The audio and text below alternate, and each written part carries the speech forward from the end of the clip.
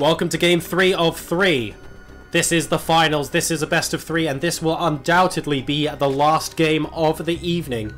It all comes down to this one game on Dash and Terminal. It's a ZvZ, and spawning in the 3 o'clock position as the blue Zerg player representing TeamLiquid.net. It's Snute. His opponent representing Samsung, spawning in the 12 o'clock position as the red Zerg player. It's Solar. And we have successfully hit 12 supply for both players without a spawning pool going down. Noteworthy moment number 1. Overlords give each other a little peck on the cheek as they pass to scout the other one. Does anyone else, by the way, think that this is basically an absolutely massive, macro-oriented, reworked version of Scrap Station? Because this map reminds me of Scrap Station so much. And admittedly, I used to quite like Scrap Station. I know, that's bad. It's really bad. But it was fun! I like my siege tanks on Zelnaga Caverns. It was great! I want my jungle basins and my blistering sands and my desert oasis. And if you don't know what those maps are, go and watch GSL Open Season 1. Oh, glorious, glorious fun times. Right. Pool first coming out from Snute. Hatch first coming out from Solar. The pool first isn't an early one. Not too much to worry about. Overlord will be able to spot everything that's going on, and I think he'll also see the spawning pool as well. There we go. Solar has complete knowledge now, as does Snute. Moving into gas next. Now, we have previously seen these players both move into gas next. And, well, the pool has been spotted as well. No gas this time for Solar after the spawning pool. Snute, rather. Solar has seen it as well.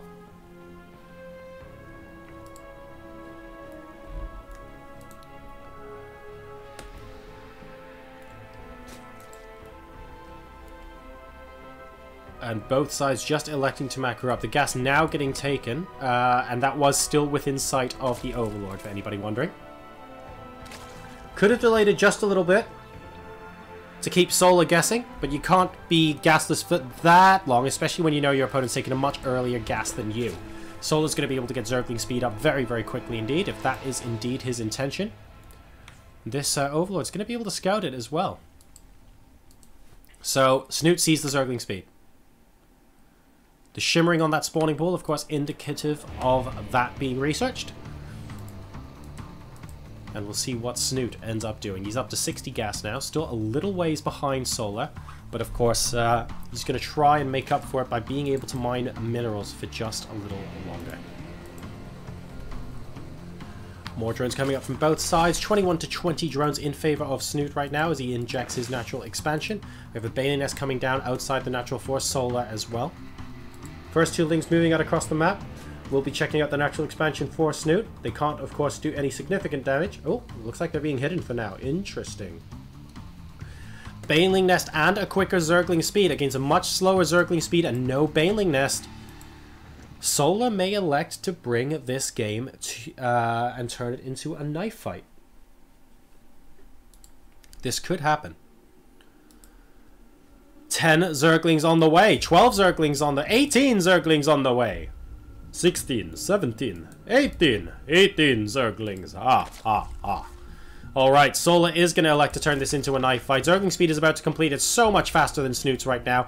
Baneling Nest is about to complete. It's so much faster than Snute's. He wants to get the damage done quickly, and he wants to do it in Snute's face. Here come the Lings. Here comes the flood across the map. Snute into defensive positions. The Queen's moving in between the mineral line to try and prevent his drones from getting attacked as much as possible. No Spine Crawler being produced yet. Defensive Banelings getting warped in from Snute. Warped in? Wouldn't that be an imbalanced mechanic? And Solar moving straight into the main base with the majority of his Zerglings. The Banelings are not morphed in time.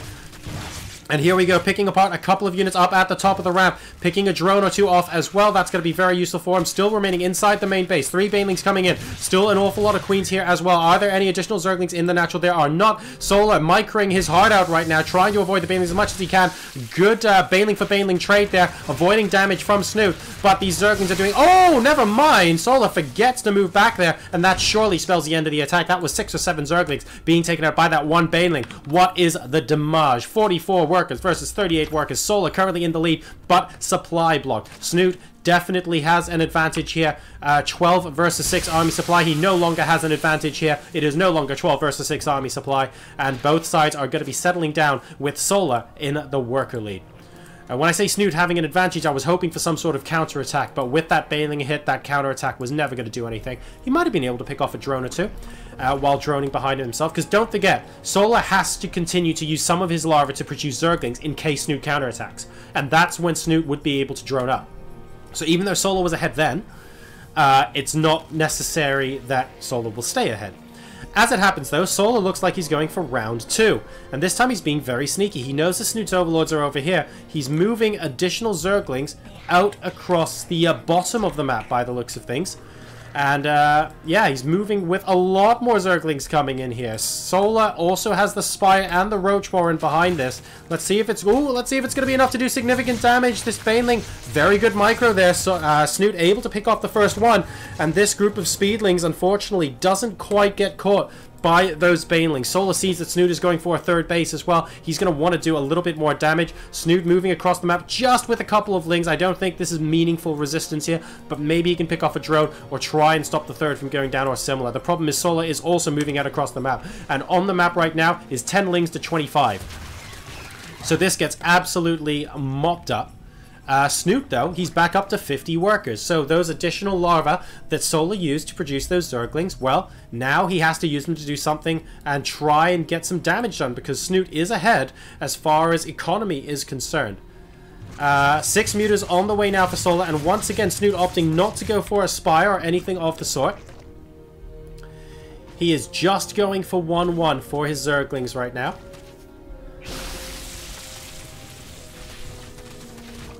Ooh, just about picking off a couple of creep tumors at the last moment there.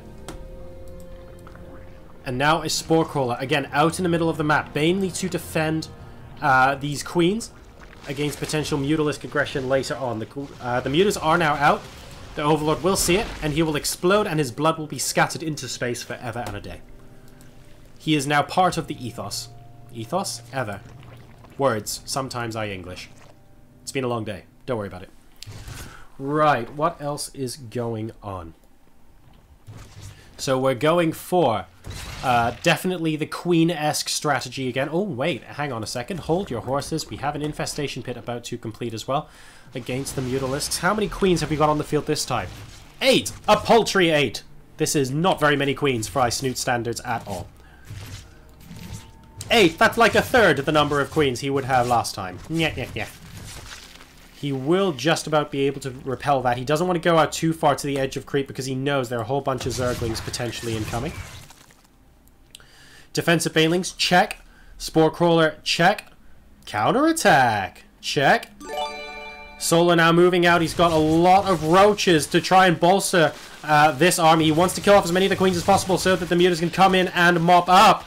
These Zerglings are killing off reinforcement. They're successfully surrounding the roaches, and we're going to have to split the army. We can see the mutas moving back now, but a lot of Banelings into the natural expansion. Snute is not able to pull away fast enough. Oh god, so many drones getting killed off there, and there are still more going inside the main base. This could end up being a nail in the coffin. The Zerglings are running away now. The mutas have gone back for Solar. More Banelings inside the main base. Number of workers killed. 31, 35, 36. Snute down to 26 workers. It looks like Solar is going to be able to win. GG.